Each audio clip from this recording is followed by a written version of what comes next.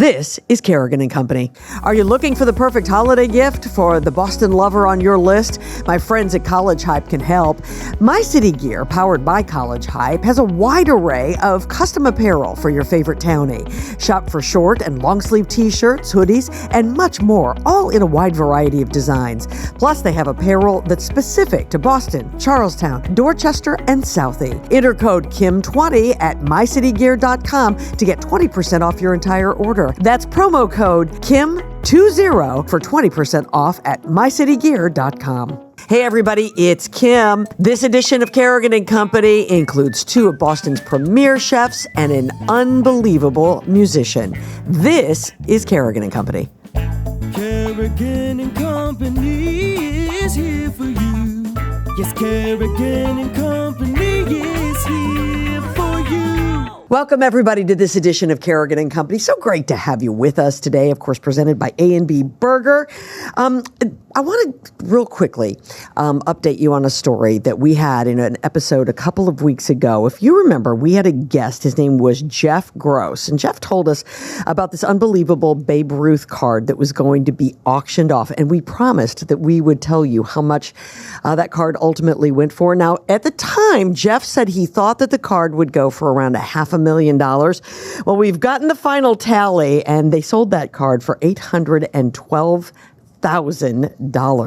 So they were very successful. If you didn't get to hear that episode, it's episode 44. Be sure you check it out because it was really an interesting conversation and it seems to have been very successful in the end. I am so happy to introduce my co-host today who's keeping me company. This is somebody I've known for a number of years and I know that you're going to know him as well. He is a celebrity chef. He is a restaurateur and he is just an all-around terrific guy. Michael Schlow is with me, and it's great to have you. It's great to be here. Thank you for that nice intro. By the way, I did not win the bid on the Babe Ruth card. I'm so sorry. I was so close, too. I'm so sorry. Yeah. You know what was really interesting about that Jeff told us at the time? When the bidding opened, and I think it was open for about a week and a half or 2 weeks, he said they would have big bids in the beginning, and then it would die down, Sure. and then those big bidders wait until the last second.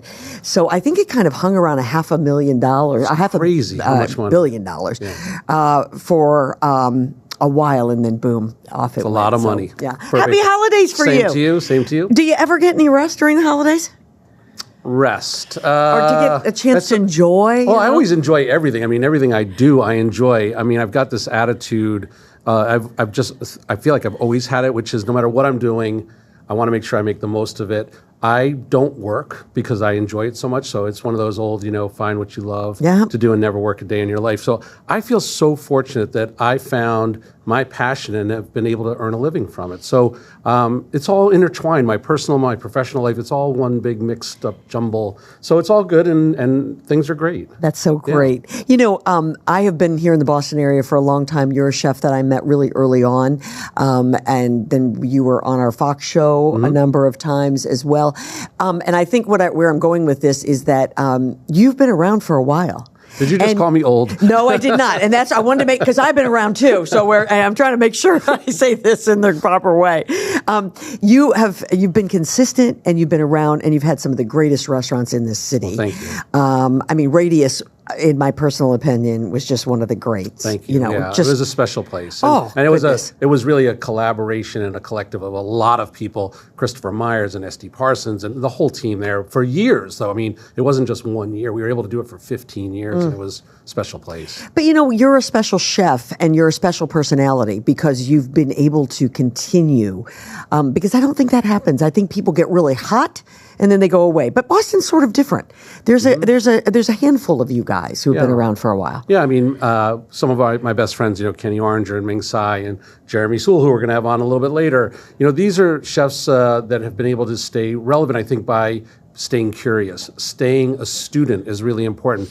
Yes, you have to be a teacher when you're a chef and a restaurateur, but I think it's really important to also stay really curious, travel, stay inspired, and most importantly, stay humble and stay curious. Yeah. And if you do those things and then put them into action, you've got a chance to hopefully for relevancy for a long time. Well, you've just kind of answered the next. So you can stay curious, you can travel, you can do all these things, but then you have to put them into action. Correct. That's not so easy. You can't be lazy. Yeah. I know there are times in all of our lives where we think, I just don't want to do that right now. Either I feel tired or this. As a chef, you're not allowed to say I'm tired. Like I just don't do it.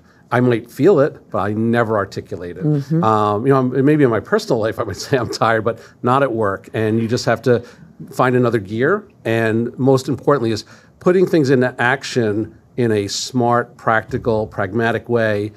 On top of that, being open-minded to your idea might not work and you might have to adjust. You can't say, just because I came up with this, it's going to work. I've had a million ideas that I thought were good ideas that didn't work out, and you have to be able to own up to it, adjust, and say, that was a terrible idea. What was I thinking at the time? Michael, does good food just make a great restaurant? No, absolutely not. I mean, it's an important component, but not the most important. I could tell you a million stories, Kim, where I went to a restaurant and had mediocre food, but a great experience. And the experience is what makes the difference of, a good restaurant, a great restaurant, and an exceptional restaurant. We don't use the word exceptional very often anymore. I think the most misused word in the English language right now is awesome. Oh, that was awesome. Awesome should be really reserved for awe-inspiring. And that's rare that it happens, right? But I think we've just sort of intermixed it into our everyday language. But for me, when I have great food, sometimes I don't have great service, or it's not a great ambiance, or something else may have happened, and that renders that meal not quite as important to me. And I also think some of the best meals I've ever had in my life are the simplest. So complication doesn't make for a better meal also. A long laundry list of ingredients doesn't make it for a better meal. Sometimes it's something really simple, well executed, surrounded with people that you want to be at the table. That's a big deal for me. Or if I'm eating alone, like what makes for a good meal? I had a great meal in Washington, D.C. recently where my server at the bar just interacted with me and cared and had just the right amount of knowledge without being too pushy. And it was a great experience. And I wrote to that restaurant and said I had such a great time. There you go. And probably learned something you're going to share and teach in some of your restaurants Absolutely. as well. I think, when I worked with Christopher Myers, he had this term, a predisposition to serve. Like if you have that. And it's the notion of are you that type of personality? Do you say bless you to somebody who sneezes, even if they're a stranger, they drop something and you said, excuse me, you dropped this scarf or whatever it might be. Just taking that little bit of extra time and being aware. Being in that sort of constant state of inspection is important, that you're looking at every little detail, but doing it with a smile on your face and bringing joy. It's the best job when you think about it. I throw a dinner party every night. I mean, that's my job. You do? That's so true. I get to throw true. a dinner party every single night. Sometimes the guests don't always love the dinner party. That's a hard thing to accept sometimes because you think you're putting out your best foot forward. But most of the time, it's a very, very rewarding, career. It's really interesting because you've had a vast different, the kinds of foods that you have served have been vast, is what I'm trying to say. We know you for some Italian, certainly fabulous dishes, and currently have restaurants that... So I have Altostrada, I had Via Mata, there's a bunch of Altostradas now, but Via Mata was really the ability to articulate what I always wanted to do here in Boston on the Italian side. When Christopher and I became business partners, we talked about what should be first, because we knew we wanted to do something like Via Mata, but we really wanted to do Radius first, and we thought that if we did Radius, and it was successful, if it was successful, that would give us the platform to be able to do what we wanted to do creatively. And Via Mata was, there weren't a lot of Italian restaurants outside the North End when we opened Via Mata in 2002, I think it was. So that was a big step for us. Absolutely. And it was very authentic. It was a great project. It was a beautiful restaurant, thank too. you. Yeah, I really enjoyed my time there. But, went on to do Tico, and I've done Japanese restaurants. And so that's what I mean about being a student and being curious. And sometimes I may not have the same experience, but I'll surround myself with people that have more experience in that particular food if I feel like it's necessary. Well, and now you currently have a burger joint, which is great. Called Sauce, and it's a project that we did with Spiro Papadopoulos, who works with us at SRG at our company, and he had started one in Andover originally, and now we have one here at Hub Hall, which is really great burgers, and we have a bunch of restaurants in Washington, D.C., and COVID's been hard on the industry. Absolutely. I'm not special in that way.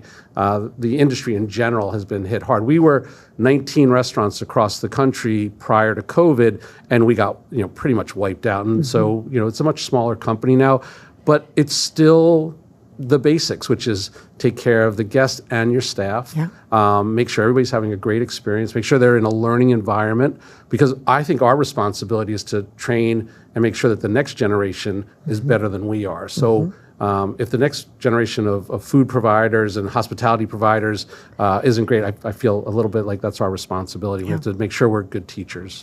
Well, we've got lots more to talk about with Michael Schlow. You have been kind enough to suggest some of the guests today, because I think they've been important in your life. For sure. So we're looking forward to our next guest. And our third guest today she is a chef, but that's actually not what she does by trade. And I just quickly wanted to bring her up for a moment, because she's a musician, and music and food are very important to you. They are hugely important to me. I feel like music on the restaurant side specifically, to speak about that, can set the tone. So when you walk into a restaurant, if I was to put 5 different types of music on this moment you walk in, you're going to have expectations that are going to change based on that music.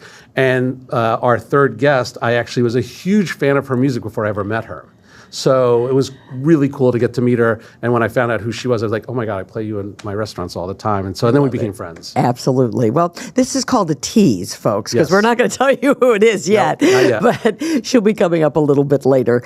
So stay with us. Michael Schlow is my co-host today, and we're looking forward to chatting with someone that is a very good friend of yours and a restaurateur that I think all of our listeners, they're going to know the restaurant. For sure. He's one of the best. He is one of the best. So stay with us, everybody. We'll greet you on the other side of the break. This is Kerrigan & Company. Are you looking for the perfect holiday gift for the Boston lover on your list? My friends at College Hype can help. My City Gear, powered by College Hype, has a wide array of custom apparel for your favorite townie. Shop for short and long sleeve t-shirts, hoodies, and much more, all in a wide variety of designs.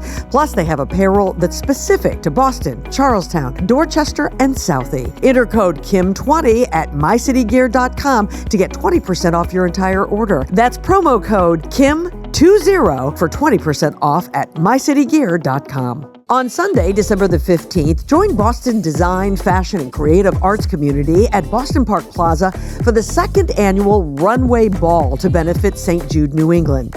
A winter's dream promises to be a carefully curated runway show featuring 6 designers and their collections, giving artists a creative platform in which to showcase their talent. Tickets may be purchased at therunwayball.com.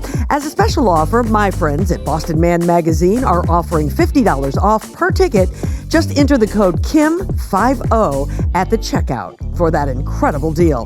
The code again is KIM50. This is one event you won't want to miss. This segment of Kerrigan & Company is brought to you by Lucia Lighting and Design, where people in the know go for the best possible lighting and design experience. Welcome back, everybody, to Kerrigan & Company. Great to have you with us today. And I am so glad keeping me company today is James Beard-winning chef Michael Schlow. And we've had fun so far, right? Oh, yeah, it's been awesome. I am so glad to have you here. It's my pleasure to be here. And you know what? You've been kind enough, and we do this frequently with our co-hosts. We like to have some synergy in the show so that we all have something fun to talk about. And I learn more and more from the co-host and whomever might be on. So we said to Michael, hey, do you have any suggestions for some guests? And boom, you came up with the most fabulous show. And our next guest is a good friend of yours, and I hope will soon be a good friend of mine. Yeah, no, he's not only is he a good friend, but he's a good human being too. That's not always the criteria for good friendship, right? But in this case, it absolutely is. So Jeremy Sewall, who is one of the best chefs I know, but also, as I said, he's one of the best human beings I know. He's a great chef. We got to work together years ago, and he's gone on to his own fame and fortune and cookbooks and let me all show sorts this of stuff. here real quick, if you don't mind. You'll know Jeremy from row 34. If you're like me, you absolutely love this restaurant. He has 4 currently and is about to open his 5th, and he's going to share that with us here in just a second. I frequent the one in the Seaport, but they're in all different places here in New England, and this book exists out there, and he brought it to me, and thank you, sir, very, very much. I appreciate that. Yeah. I'm hoping that you will rub off on me and I suddenly become some fabulous cook. You're going to already be able to shuck oysters better just by being close to him. I hope you're horrible horrible at that, and then you just have to keep coming to the restaurant. So. You know what? That's probably more likely than me becoming a great chef. Okay. That's all right. You can learn a few things. Great to see you. Thank you for being a part of the show today. Thank you for having me. What a pleasure to be here, and spend a little time with Michael is always fun. So we don't see enough of each other, so he's like, you got to come do this show with me if you want to spend some time together. But we did get to see each other recently. He was kind enough to invite me. He didn't have to. He was really kind and very generous. We did an amazing dinner for Jacques Pepin's 90th birthday recently. So why don't you talk about it, because it was your event. Yeah, it was at Row 34, and that the Jacques Pepin Foundation, great foundation, does a lot to support kind of underserved communities with culinary education. And Jacques just turned 89, and we're leading up to his 90th birthday, so they're doing events all over the country this year. And we did one at Row 34, and of course I was going to ask Michael to come help, and because I know he wouldn't say no. I can never say no to you. That's right. We had a couple other cooks there. We had a couple other guys. Yeah. I mean, it was an amazing lineup. Ming Tsai, Kenny Oranger, David Funch. Yeah, just a few of those guys, huh? Yeah. It was amazing. And Jacques came to the event as well, which was, to have him there was a big honor for all of us. And he looks great. He looks fantastic. Yeah. Great. He was one of the last ones to leave, actually. And he's not necessarily going to attend every single one of these, right? No, so that was... Yeah, I mean, it was, he lives in the Northeast, so it was a little bit luck that, geographically he was close, but they're all over the country, ending, I think, in California next year, leading up to his actual birthday. That's great. But it was great. A lot of fun. It was fun. And I worked for Michael 20 plus years ago, my first job here in Boston, and he introduced me to, Ming Tsai and Ken Orange and those guys. And so I've known those guys for a long time, and it was a blast for all of us to kind of be together. I can only imagine. So let me ask you, because I know that people who are listening are thinking this. Not that you guys are name droppers, but you've dropped some pretty big names here when it comes to the culinary world. Yeah. I feel confident they do. I'm going to. So, but what distinguishes you guys? What makes everybody so different and so unique and so great? Ooh, I don't know. I it's a really hard industry, and I mean, think you get together in a kitchen. Can you tell what makes you guys different? Well, there's definitely different cooking styles, that's for sure, and there's absolutely different personalities, that's for sure too. But I don't know if you agree with this or not. I think a lot of it also has to do with luck. I mean, are you at the right place in the right time, the right location? We've both had restaurants that did not make it. Yeah. And then we've had other restaurants that have been wild successes. So why do we, put the same practices to the restaurant and one makes it and one doesn't? Yeah, it's a hard industry, and I think, for chefs like that who've been around for, 20 plus years and are still very relevant and still very much involved in what they do, I think that just says a lot about them and how they've been successful in the industry is just perseverance and time. Consistency. Yeah. I mean, I had the pleasure of working with Jeremy for a long time, but we've stayed really close friends all this time, and I would say that one of the things that makes him and his restaurant so successful is they understand, and it's hard for us as chefs to say this out loud, but it is the truth, and we know it, is that even though we think food is the most important thing, it's not. It's the overall experience, right? And you have great partners that help you do that. I mean, we had an amazing experience at Row 34. Yeah, I mean, I have my business partner, Short Gregory, he is great at things I'm not great at, and I'm great at things that he's not great at. And you need a lot of people around you to do their job really well to be successful. It's every little step along the way that really determines whether a restaurant is successful or not. We've all been to restaurants that are great food that miss in a lot of other things and don't last, and you need to be a complete package. Yeah, it does feel like because as someone who really enjoys a great restaurant, and I do appreciate great food, but if I haven't had that ambiance and that experience, I might not go back. Well, COVID changed that also. Everybody's looking for the experience now. Yeah. And culture also has been a word that was being used. We would talk about it all the time prior to COVID, and then for a few short years, you didn't talk about culture because you weren't with each other all the time. So now it's definitely front and center again. Mm-hmm. Yeah, and I think COVID was a big, almost reset button for the industry. And, not that anyone wanted to live through that, but we almost kind of needed it. I think it's been the positives have been, work-life balance, like valuing your employees in a different way, just how you value your guests in a different way now, once they're gone. So, I think there's an emphasis on a complete package for a restaurant more now than maybe there has been for a long time. Yeah, I have a question that I don't think I've ever actually asked you. Uh-oh. No, it's a food one. But, when we met, you were living in California. Yeah. And you came in, we hit it off right away. And I don't know if we had met before that. I think we had. And but we hit it off that day at Radius for sure. But you really have had this transformation in a way where you were out, working with Bradley Ogden at the Lark Creek Inn, which was all, very product driven. But your product driven has really, in some ways, I think, changed. You're still into all of it, but so seafood focused. Yeah. And so what was the catalyst for that? Was it Great Bay? That was the seafood, or was it just location? I think location. I mean, I've always been into seafood, but I think that, what I've learned over the years is New England has the best seafood in the world, period. I mean, you could argue whether, Dungeness crab or West Coast oysters or Gulf shrimp. Those are all amazing. But for a collection of seafood, there's nothing better than the Northeast. Tuna, lobster, scallops, all local, like really coming in. So when I started to kind of get into that and understand that, like I just got obsessed with it. And that's what I love. I mean, just kind of going out and sourcing seafood. And you have a new book also. Is that also seafood focused, or what's the new book? No, so the new book comes out in the summer, so not a little less than 6-8 months it comes out. And that is, funny enough, fully born out of COVID. This is very much a home cookbook. And it was, I have 3 kids, and 2 are pretty grown. And my daughter's 13, and my boys are 21 and 23. But all of a sudden, we're all back under one roof, 3 meals a day, 24/7. And I was bored. So I would set up like a station to cook breakfast and take orders from my family. Like, what do you guys want? That's awesome. Why wasn't I there? Right. Why didn't I get close And to did anybody stump you? No, they just looked at me. Nobody like said like, Dad, I want a French rolled omelet, and you screwed it up or anything? They wouldn't know. No. Yeah. I did screw it up. They still don't know.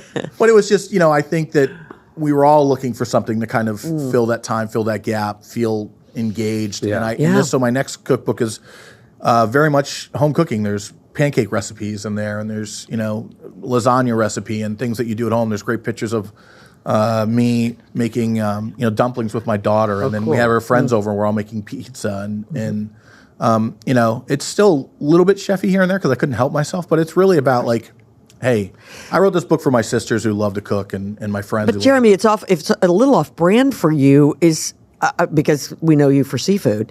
So is there a possibility that you would consider, an establishment that maybe wasn't seafood at some point?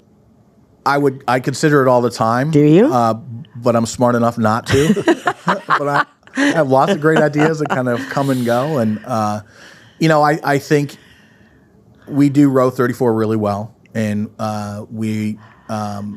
and I'm feel really comfortable there in what we do. So we have lots of ideas we kick around sometimes, but I'm not smart enough to figure something else out. Can you share with Kim? I know these numbers because he shares them with me, but not dollars. But I won't put you on the spot with that. But can you share with Kim and everybody that's watching and listening some of the incredible numbers of like how much lobster you go through a week, how many oysters you go through a week? Because it's mind-boggling. I can only that there's any imagine. food left for anybody else. Well, right. Like peak summer, my family are lobstermen in southern Maine. That's what my family does. So we buy, my nephew and my cousin, we buy all of their lobster throughout the year. And we have to supplement here and there when boats break down and they take vacations, things like that. But peak summer, we go through about 6,000 pounds of lobster a week between all the restaurants. 6,000 pounds. Yeah, 10,000 plus oysters a week. It's not per year, a week. 1,000 a week? Yeah. So it's funny enough, we just did some end of year numbers. We averaged 150 lobster rolls a day throughout the entire year of. It's incredible. Oh my goodness And part of gracious. it's because it's all delicious. And you've had it, and it's really, really good food. I mean, I'm an oyster. For me, we were talking about this before we went on the air. I would sit down to oysters and cold white wine every day of the year. You're my favorite. I love those people, yeah. It's just the best. It's just the best. Is. And you get those locally, right? Oh, yeah. So we have a partnership with Island Creek Oysters in Duxbury that they grow a lot of our oysters and curate a lot of our oysters with us. And they're amazing. Skip has been a longtime friend. And will you tell everybody about Row 34? And he started growing oysters before we opened Row 34 in a different method on his farm.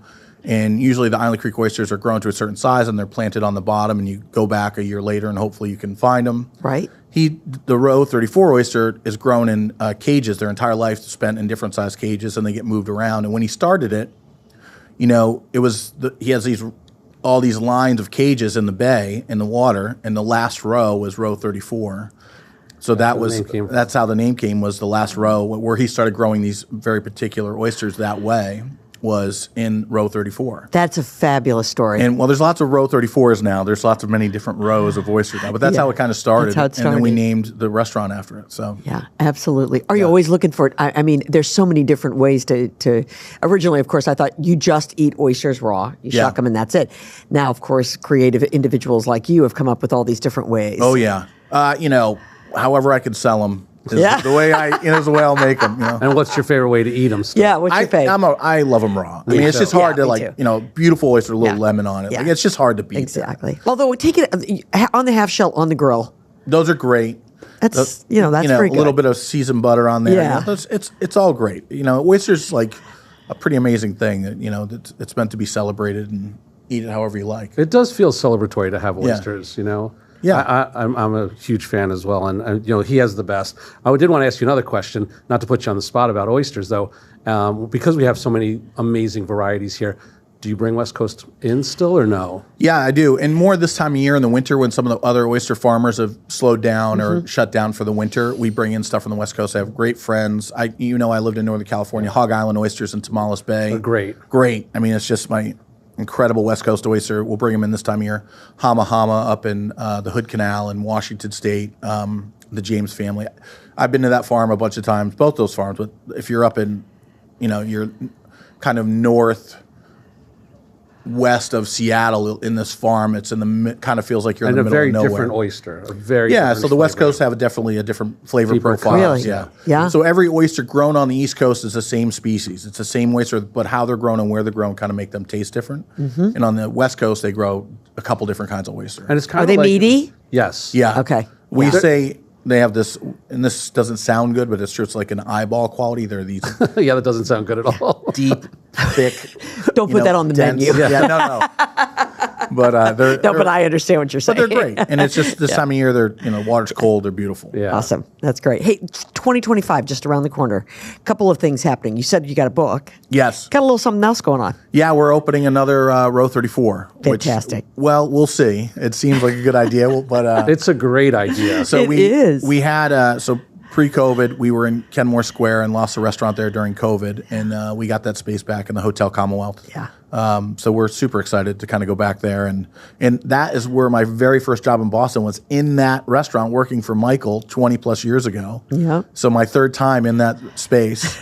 So we'll see. You did okay there, though. I did okay. Oh, You've yeah. done all right there. Yeah. Yeah. I think they're going to be so happy to have you back there. I think you're going to, no pun intended about Fenway and everything, you're going to knock it out of the park Yeah. there. Well, I hope so. Thank you. And I love Kenmore Square. I've spent so many years down there working and know so many of the people down there. So it's exciting to be back. I love that space, by the way. Thank you. It's a pretty space. It's a nice space, It is. and I know that you're going to turn it into. Is it going to be very similar to the one here? And It's- I love the vibe in the one. It's going to have some. It's going to look like a row 34 when you walk Yeah. in. But we're working with a new group from New York that kind of, the next version of what row 34 is going to be. Modernize it a little bit without Right. losing the kind of the vibe or the feel or the core values of what made row 34 great. That's I fantastic. have one last question. Do you have a title for the new book yet? Well, the working title right now is called Everyday Chef.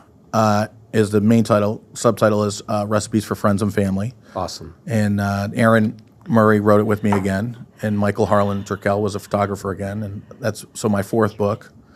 Maybe I'll get a copy of this Maybe one. we'll see. I didn't know you didn't have a row 34 cookbook. I'm disappointed you didn't run out and buy it when it first came out. Oh, I did. They were just sold out. they were sold out. Yeah, they were Okay, sold out. good. Yes, I tried to get one, and they said, we've been sold Good out for story. weeks. Michael, I don't want to hurt your feelings, but he asked me what my home address was to send me my copy. So I hope you get one. I'm okay. Jeremy, great to see you. Thank you so much. You got to come back after we get this fifth row 34 open and give me some statistics and see Okay. how that adds to all the lobster I'll rolls. just be sitting here crying softly. Well, no, or maybe bring some oysters with you. I could do that. Yeah, we could do that. I'll bring the wine. I was just going to say a little wine. I think we're all set. All right. Thank you so much. Thank it you was for having great me. to have you. Great to have you. This is Kerrigan & Company. The holidays are here, and if you're looking to brighten someone's day, I hope you'll consider some of the incredible lighting options at Lucia Lighting and Design for inside or outside the home. Get that special someone the perfect gift they want, but might not buy for themselves from Lucia Lighting and Design at 311 Western Avenue in Lynn. They have so much more than lighting, with several showrooms full of furniture, accessories, art, rugs, and fans. Gift certificates are a great option if you know your gift recipient will want to pick out their own pieces. Learn more at lucialighting.com. If you like rum, you're going to love Rumson's Rum, New England's most award-winning rum brand. Rumson creates distinctive and savory flavor profiles by hand-selecting and marrying the finest barrel-aged Caribbean rums. The spirits are then blended and finished in the New England Rum House. Choose from Rumson's Gold, Spiced, Grand Reserve, or Coffee Rum, which is smooth and sweet with a warm roasted coffee flavor, a hint of vanilla, and a decadent buttery finish. Find Rumson's at liquor stores or ask for it at your favorite restaurant. Learn more at rumsons.com. That's rumsons.com. Rumsons. Life lived, life enjoyed. This segment of Kerrigan and Company is brought to us by Bill Haney's North Shore Music Theater. Go to nsmt.org now to get your tickets to the 35th anniversary production of A Christmas Carol, playing now through December 22nd. Welcome back, everybody, to Kerrigan and Company. Great to have you with us for this really special episode. Keeping me company today, Michael Schlow. And we have had a really good time so far, that is for certain. I mentioned this earlier when we first met Jeremy, that you were kind enough to help put together a whole lineup today. And earlier in the show, we talked about the fact that music is so important in your estimation when it comes to food. And I couldn't agree with you more, by the way. I will frequently describe a restaurant as when you walk in, the sound system is fabulous. Yeah. I mean, honestly, I will say that because that's important to me. It And really acoustics. is. I mean, not just the music they're playing, but the acoustics of the You restaurant bet. as well. Yeah. So, ironically enough, you met our next guest. She was a guest in one of your restaurants, and you had no idea that this was someone that was playing in the restaurant on a regular basis. Something along those lines. Yeah, it wasn't actually at my restaurant. It was at my house, actually. We have a mutual friend, and our next guest is Shana Halligan. But how I met Shana is we got introduced, and when I found out that she was the band Bittersweet, I was blown away because I was like, oh my God, I play you in our restaurants. I'm already a fan. And then I got to meet her and become an even bigger fan. So singer, songwriter, chef, mom, wife. I mean, she does it all. She's a teacher. She's got an incredible background, and she's one of my favorite people. So I'm happy that she could come on and be on the show. Shauna, welcome to Kerrigan and Company. So good to see you. Thank you. Thanks for having me. Absolutely. Love to be here. I have to tell you that when it was suggested by Michael that you be a part of the show today, I started going through and listening to your music, recognizing much of it when I started hearing it. And you have got one of those distinct, absolutely unbelievable voices. And I would say that if you weren't here. I mean, I want you to know that. Really, really impressive and really terrific. Thank you. That's very sweet. And you're about to put out a new album and a new single. Yes. I'm really excited. I worked with some really incredible people on this project, and Baby Is Back is the first single, Bittersweet single in a minute from Bittersweet. So it's coming out January 24th. And we'll be releasing 2 more singles every 6 weeks, and then the album will follow. So there's a lot to look forward to, and a lot of shows and tours and all the things. Hopefully you'll come to Boston or nearby. Hopefully. I'll think You think about it? Okay, great. if I can get fed by you, then Yeah. Okay. Listen, that's a deal. I'll make that happen for you. For sure. But on top of this, I mean, Shauna's got this incredible background. As I said, I was a fan of her music, but it's been, when you said you recognized it, it's been everywhere. Yep, exactly. And sometimes, you'll hear a song, and you're like, I know I love that, but then, you Shazam it or whatever to find out who it is, and you find out bittersweet. But I mean, Shauna, talk a little bit about all the placements that you've had, movies and TV shows and blah, blah, blah, because it's a lot. Right.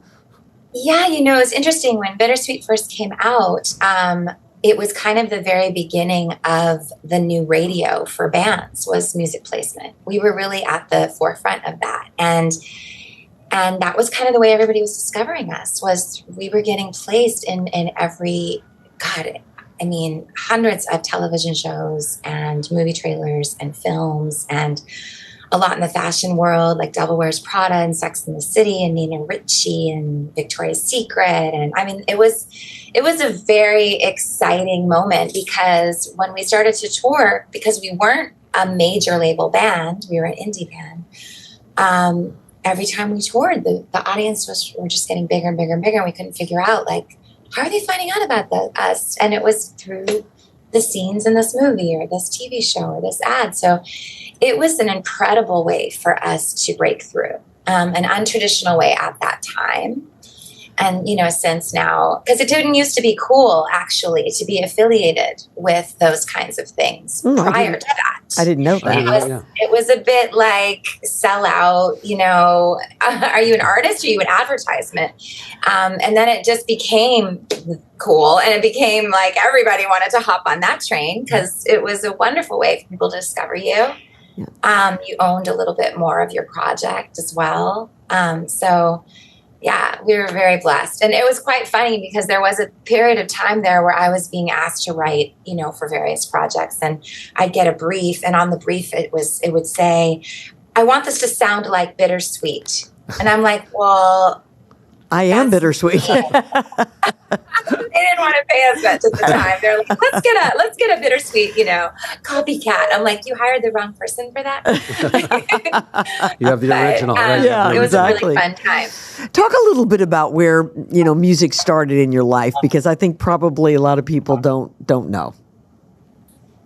It started at home. My dad was an epic genius musician. He founded Blood, Sweat, and Tears. He wrote and arranged most of that music. So music was always around. There were always jam sessions going on in my house at all hours of the night, every day. He was quite incredible. Of course, as a little girl, I didn't realize that everybody was telling me how incredible my dad was. And I was like, he's just my dad. Yeah, absolutely. But gosh, yeah, he really turned me on to so much incredible music, jazz, vocalists, Billie Holiday, Ella Fitzgerald, Sarah Vaughan. That was kind of like what was always swirling around me. And I didn't really realize how much jazz actually inspired a lot of my music, although electronic. It's in there. Right. Thanks to him. Well, you've taken it to that new, more modern sound, which is really fantastic. It's really great. Let me ask you about your love. So we know about your love of music. That's obvious. How about your love of cooking? When I realized that you are the chef that you are, I thought, that's not fair. You should have one talent or another. How dare you have two? So the funny thing about, growing up the way I did was there was no food in the house. I was kind of raised by wolves. It was very 70s, like rock and roll crazy. So I'd go to my friends' houses that actually had dinners, and I was completely blown away. And I wanted to understand everything about that, sitting down to meals. So I became obsessed. I scoured cooking, cookbooks for years. I think Alice Waters taught me a lot about food. And I'm obsessed. I think that the thing that I love so much about like hosting a dinner party is that it's so immediate.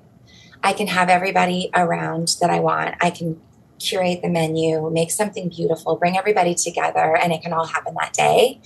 Where in music, although it's very similar, you have all these ingredients to create a song or an album, a menu, but you have to rely on so many people. You have to rely on so many people to get it in your hands and done and out there in the world, or perform it, or whatever it is. So I love that I can kind of create this. I can attest also that she's a really, really, really good cook.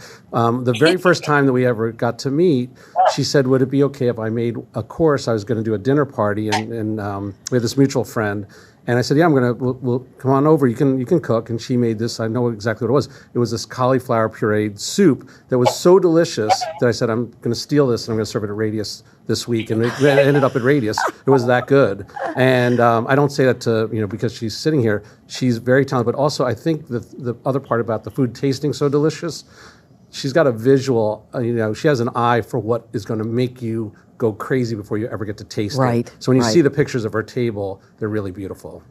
I have to tell you, that's pretty gutsy to go to a chef's home and say, would it be okay if I make one of the courses? I would no more do that. She was fearless. She didn't care. She was like, I'm making this. Right. Well, you're pretty, you're pretty easy to get along with. I didn't feel super, you don't put out that big ego vibe. So I was like, let's cook. and recently, Shana actually came, talking about a hometown connection. She was here in Boston and helped me with the Boston Food Bank event. I made her cut about 30 or 40 pounds of octopus up, I think. And she did it with a smile. But what was amazing is she was perfecting every little garnish on the plates that we were doing. And like, no, that can't leave yet. Wait, that just needs to be just so. And I think that's probably the way you are with your music too. Yes? Yeah. I'm a bit of a perfectionist. It can serve us well or not. Depending. Right. So, I think you would probably call yourself a musician first. Yes. Yeah, absolutely. So is it your first passion? Is it your first love? Or is it just what you do first? It's what I've always done. It's probably what's just come most naturally to me. It feels kind of effort a lot of the time. I think with food, I'm always learning. I know I'm not the best at all. Not that I'm the best musician either, but it just feels more natural. With food, I feel like I have so much to learn, and it's just such a challenging hobby, I guess. So one of the questions also that I always think about for people like Shana is, because I didn't know this, but the songwriting part of it is really like intense, and it's sometimes I think there's probably a lot of pressure on songwriters. Do you ever have writer's block, and if so, how do you get out of it? And two, how do you deal with the pressure of it? Because you're constantly, whenever I talk to you, I'm writing a song, I'm rehearsing a song, it's always new. Kind of like what we're doing with food, but you're also doing it with music. So where's the inspiration when you get writer's block, if you ever get it? I don't get writer's block. I have anxiety going into a writing session pretty much every time. It's like 50 first dates. It's kind of like, am I really going to come up with another song today? But what ends up happening is the music always sort of just tells me what I want to say. I don't rely on what's happened to me or how I'm feeling to come up with anything. I think that for me personally, the music, what I'm hearing, it just sort of vibrates in a way that tells me what to do. And I just kind of follow that lead. It's almost like I'm not on the earth when that happens. It's an out-of-body experience. It's sometimes I'm writing for things that aren't art, that are, specifically for something. And I do have to integrate whatever is necessary for that project. But I do really feel like once the music is starting to come together and be and played, that I just follow. I have something I want to put you on the spot on a little bit. So, yeah, just a little bit. I don't know if Kim knows this or not, so I'm just going to throw this out there. But there's something you did that is not on your website, on your dossier. I don't think it's anywhere. But you were the voice of something, weren't you, once a long time ago? And I want you to do at least one line for everybody. What were you the voice of? Oh, my goodness. What were you the voice of? Well, many moons ago, I was the voice of Barbie. I did many Barbie commercials and was the voice of the actual dolls that were in the packages, Barbie and the rockers. And it was... do the line that you gave for me, which I loved. What was it that you got in trouble for? Oh gosh, well I was really young, and this paid for college, by the way. There was a doll that said, "Math is hard, let's go shopping." Not a message you want to be sending out to women at all, but that was me. I'm really sorry. Looking back now, I realize how horrifying that was. I do like to shop, but I also like to enjoy. Well, you add up the money when you get there, so you know how to do them both. But how cool is that? It's phenomenal. Shana, did you do were you the voice in some of those movies when they did some of the Barbie movies? Not the movies. It was always the little animated to add some of the animation, a lot of the voiceovers, and a lot of the music. I never really thought that was cool until Barbie came out. and there was Barbie Mania, and I was like, wow, maybe I should talk about this. Yeah, maybe I should was start Barbie. bringing out some of those old Barbie. That is fantastic. I did not know that. You're right. And you know what? I thought you were going to say, were you involved with Peter Rabbit? Oh, yes. Yeah. I did the end title song, actually, for that. So I thought maybe you were going to say that you were one of the voices when it was all said and done to one of the little characters there. But Barbie, that's a much bigger thing, I should say. I know. Now I feel proud. Now I feel really proud. Listen, you should have been proud all along. You've got a lot to be proud of. My father, it came because he had started writing those jingles years ago, and he was the first person to change kind of the image of Barbie. His song he wrote was "We Girls Can Do Anything," so he shifted that.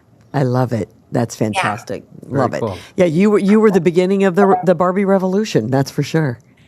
Again, the new song comes out in January.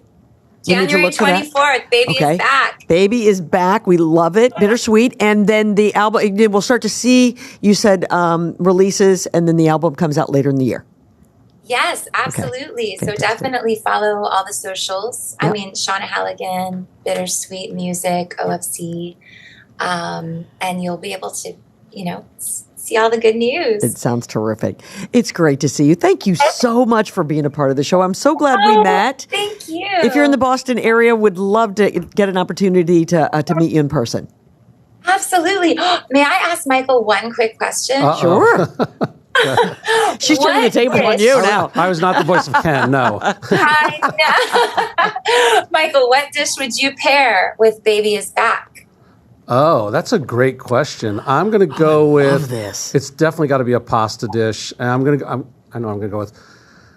go with a seafood pasta. I'm going to go with a spicy, because you're kind of 'Cause it needs to be spicy. Well, she's spicy. kind of You got spicy. it. I'm going with spaghetti with lobster fried Diablo sauce. Okay. Like a little spicy lobster sauce for Boston, the lobster, and a little spicy pasta, because I know you also love Italian cooking. Can you make that a little bit pink for Barbie? Sure. There you do have whatever it. you want.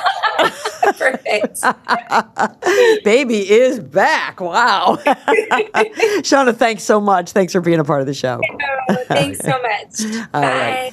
This is Kerrigan and Company. New England's brightest holiday tradition returns. A Christmas Carol is celebrating its 35th anniversary at North Shore Music Theater, now through December 22nd only. Tickets at nsmt.org. Our friends at Sienna Aesthetic Spa in Beverly want to thank their loyal customers with a pre-holiday special. Get 50 units of Botox or any toxin and get 10 units free. And before you get those injections, how about a skin prep with a Hydrofacial Express for $150? That's a $199 value. Oh, and one more thing. The folks at Sienna will add a complimentary dermaplaning treatment to that facial. Get ready for the holidays. Set up your free consultation with the experts at Sienna Aesthetics in Beverly. Go to siennaaesthetics.com. This segment of Kerrigan and Company is brought to you by Sienna Aesthetics Medical Spa. Take years off your face with the very latest technologies at Sienna Aesthetics in Beverly. Well, it's that time of the show that we wrap things up. Michael Schlow, of course, keeping me company today, and this has been a great show. Thanks. I've had a lot of fun. I have really enjoyed it. And gosh, I mean, you brought us these wonderful guests, and I love the synergy. I can't get over the fact that Shana can cook and can sing and can do all the things that she can do. And that she was Barbie. Pretty cool I don't think any of us are going to forget that now, for sure, right? That's for sure. Hey, listen, before you go, we do this thing with all of our co-hosts. Okay. It's our College Hype Fast Five. Okay. It's rapid five answers. Okay. College Hype, making a difference one t-shirt at a time. Visit collegehype.com today. Be sure you check it out, by the way, folks. Great holiday gifts that you can find there. All right. Are you ready, my friend? I hope so. Here we go. In 3, 2, and 1. What is the one dish you must have during the holidays? I'm going with potato pancakes. If you could only have one with dinner, would you choose an appetizer or would you choose the dessert? Appetizer. Who was your celebrity crush as a teenager and growing up in general? I had two. When I was really little, it was Tatum O'Neal when she was in the Bad News Bears. And then I had a crush on Angie Harmon, too.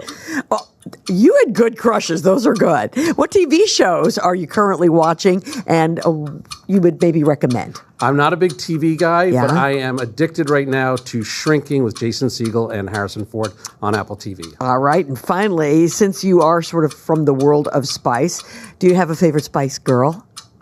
No, I don't. I don't really know the Spice Girls that well, but I'm going to have to go with Victoria, because she's gorgeous. And I think that I watched their show, their documentary was really cool. Hey, talking about TV, do you watch The Bear?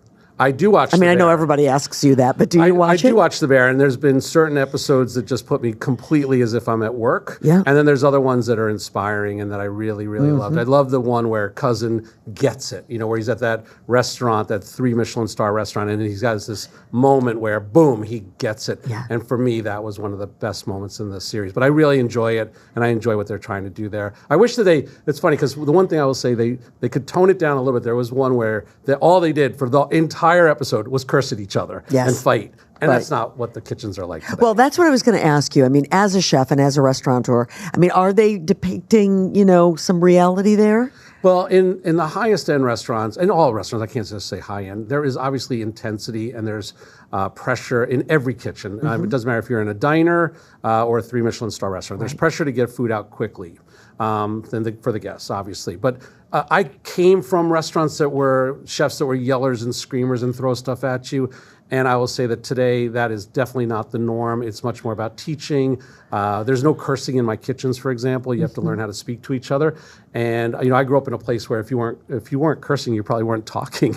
And so it's been a change for sure. The climate has changed, and for the better. Yeah, absolutely. I think a lot of people are really taken by that show. So I think it's led a lot of people to believe that is what a restaurant kitchen is like. There are some still out there that are like that, but those are dying off for sure. There's more that are happy, good, fantastic places. I always say, I want you cooking out of dedication and love versus fear. Yeah. I don't want you to be afraid of the chef. I kind of get the feeling that the Bear wants to be cooking out of dedication and love, but there's a lot of fear that's going on there, unfortunately.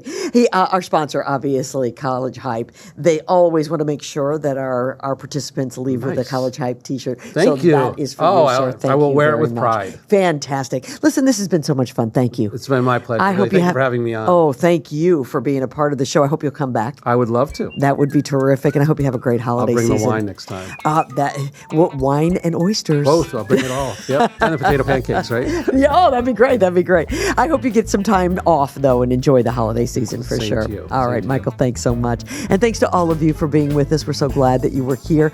Be sure that you subscribe if you're watching us on YouTube and follow us on social, and we'll see you next time. Thanks, everybody, for listening to Kerrigan & Company. To find out who will keep me company and be my co-host on the next episode, be sure you follow us on Instagram, Facebook, X, and TikTok. Kerrigan & Company is recorded at the Big Night Studios at the TD Garden in Boston. You can view the podcast on YouTube and listen to it wherever you get your podcasts. Be sure you tell a friend.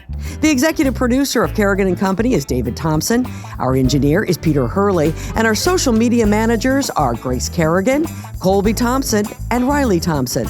See you next time.